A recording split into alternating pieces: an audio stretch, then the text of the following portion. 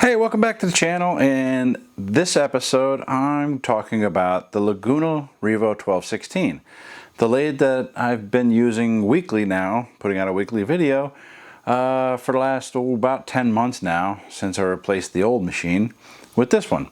User requested that I do a review of this particular lathe, give my opinions on the pros and cons. So let's get started. I guess the first thing we need to talk about is what is the Laguna REVO 1216 specifically. So Laguna is obviously the company name. REVO is just the model.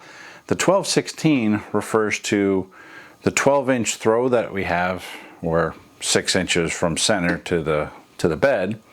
So a total of 12 inches maximum you could fit at this side of the lathe. And between the centers we have 16 inches. This lathe specifically has an extension on the end, right here at the end of the tailstock, which we'll go over in a minute or later. But the 12 by 16 is pretty much what you see right here. Now, what is the first thing that happened when I got this? I had to send it back. Because these plastic doors that protect the belt and changing the different RPM speeds came in broken. The box, you know, it's a machine, it's a heavy machine. It came in a box that obviously got thrown around in shipping, and these plastic doors got busted. Additionally, when you open these up, you can kind of see it only opens so far. This one opens a little further, but they're plastic, so it's easy to, I could see this being easy to snap, especially when you want to open this one up a little bit further, but you can't really do that. Not that you really need to, just want to get it out of the way a little bit more, and I can't seem to do that. Changing the belt's pretty easy. You just lift this up and then rotate it around. We can move this up to a different speed here. And there you go, done. Now we're at a different speed. Then the speed for this goes from 50 is the lowest setting, right up to 3600, is it? 35. It goes up to 3500. So make sure that's in all the way. Right now it's set at the 325 to 1750 range. Yeah. That was kind of a disappointment, having to ship this back just to have these doors replaced.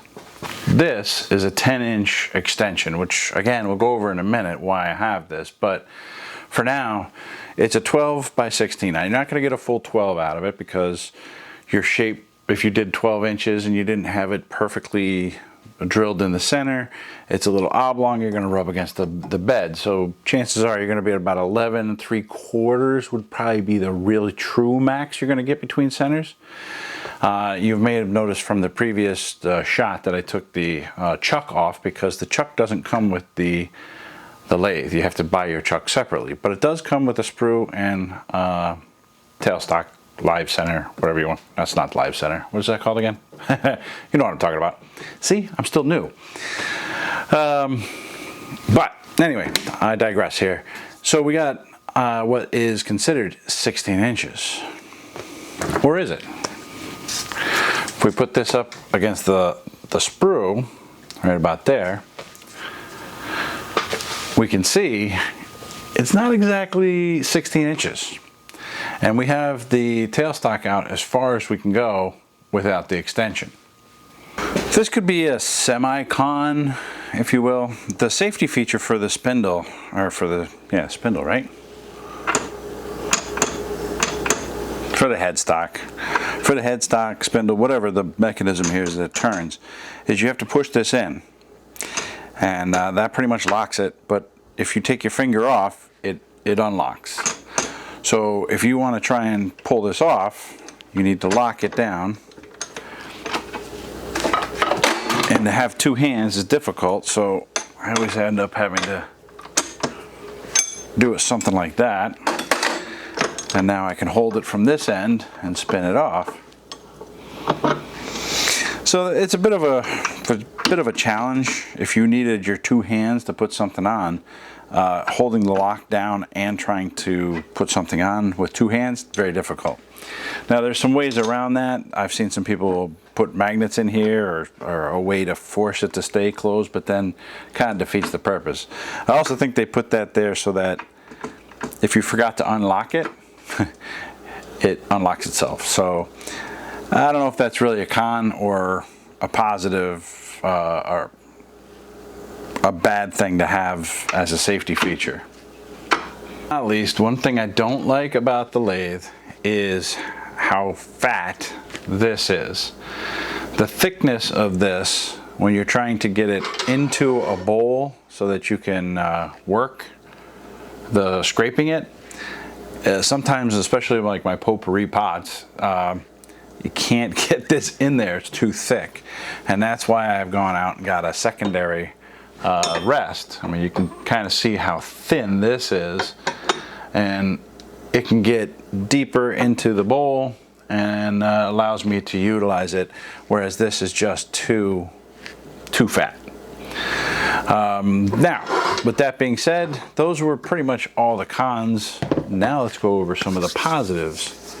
Oh, before we do, I should point out one of the things that broke on me once I got this. Before I purchased this, there was something that broke, which I was kind of disappointed in. I like this feature, but there's a caveat. I like the fact that this is compression. It's not a screw-in directly into your post. This compresses it, so you're not damaging your tool rest post. Unfortunately, this broke on me when I received it. I think it was just bad metal. But if we take a close look right here, this is the original. This is the replacement.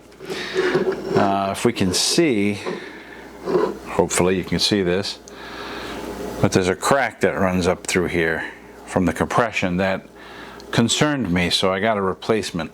This whole piece comes around. It's still attached.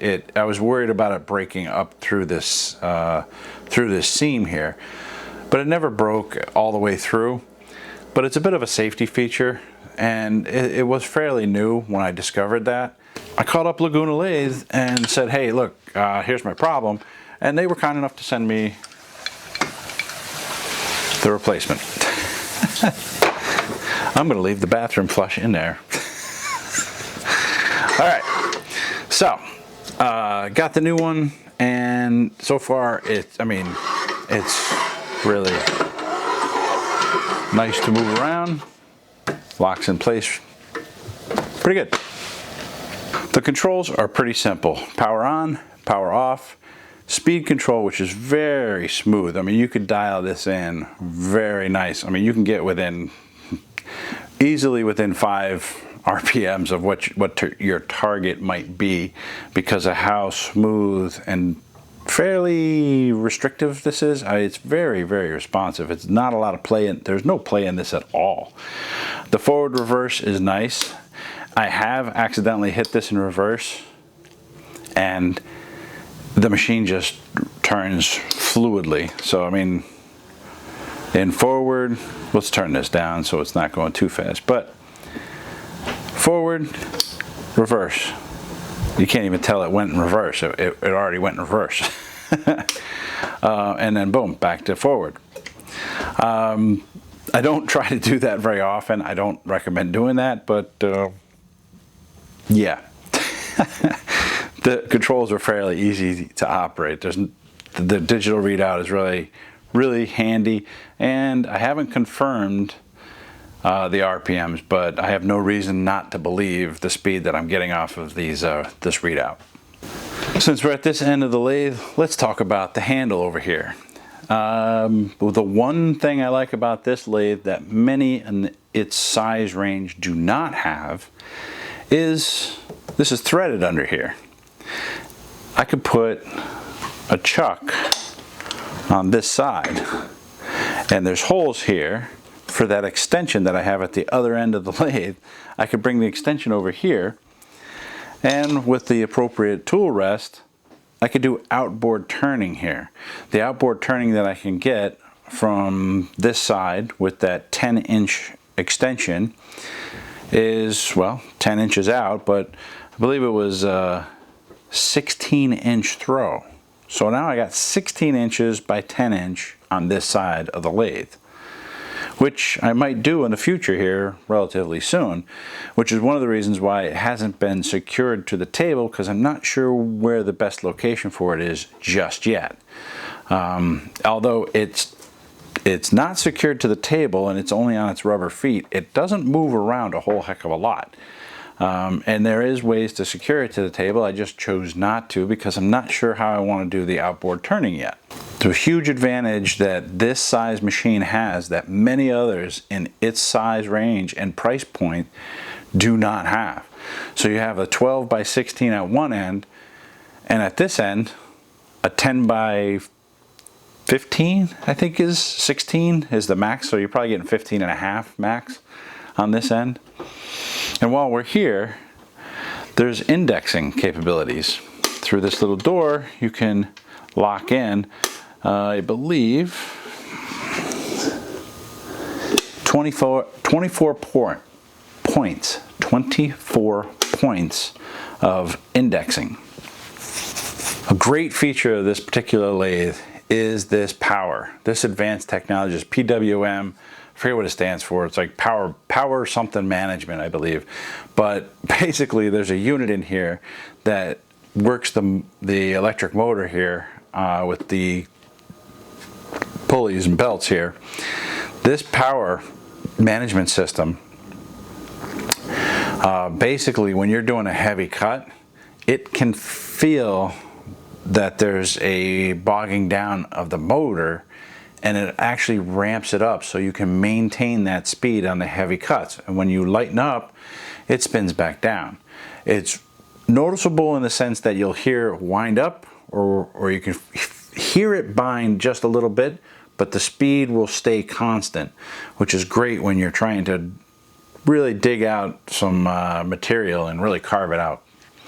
I love this little feature of the lathe, and it certainly does help. It's noticeable when you pull off of a heavy cut. It'll ramp up speed real quick, but then it'll come back down to where it was originally. And it's all due to this power management system that's inside this portion of the lathe. Last but not least, and most importantly, as you can see, it's a 110 outlet. It's just a 110 outlet. It's plugged into a regular wall outlet right there, which means this whole machine you could plug into your house outlet and run it. Now there is a variant that allows you to have a 220, but I chose the 110 because of, well, my current house electrical wouldn't really support a 220 volt, but that's still to come. But that in itself was a huge selling point to me, is being able to have a 110 outlet just plugging in. So really the cons for this, or the things that I don't really like, is the plastic doors. I mean, that's realistically, we can break these right off and it wouldn't matter just because they're made out of plastic. All they're doing is trying to protect you from sticking your finger in there when it's going at full speed. But realistically, that's not much of a con, but I wish this was metal or stronger, or had the ability to open up wider. Nitpicking. Fat tool rest. If it was a little narrower, I think to get inside the bowl would be nice. Again, I think I'm nitpicking here. And also the lock, having to not be able to just push it to lock it, having to keep your finger on it and use only one other hand to do whatever you needed to do. You were limited to one hand operation. Not really happy with the lock capabilities. So from a negative point of view, that's about all there is. So what is it I like about this? Well, I like the power. I like the power because I'm a very heavy-handed individual when it comes to turning and cutting out a lot of material in a hurry, that power is huge. I like the compression, might be nitpicking, but I like the compression as opposed to a screw into the post itself, which damages the post. I like the 110 volt outlet versus a 220, which I'm currently struggling with power in this house. But that 110 is a huge selling point, and being able to do an outboard turning, which is going to be something here in the future, I think. Being able to turn something much bigger than what you can turn on this side, having that dual capability on the same machine is, I haven't seen another machine that could do it. Not saying that there isn't one out there, but for this price point with this quality and pedigree, with reversed turning and refining of speeds from 50 to 3500. I mean, I like this machine. I'm glad I got it. I hope this helps you make a decision with what you're looking at, and maybe there's other products out there that are just as good or better than this, but these are the things that I like and don't like about the lathe. Hope it helps. And if you want to see me turn something once a week on this particular lathe, you know, become a subscriber. I'd appreciate it. I'd like to hear your comments and let me know what your thoughts are regarding the lathe. What you like about it, don't like about it. Maybe I missed something. Thanks for giving me a turn on your screen, and hopefully we'll see you in the next video.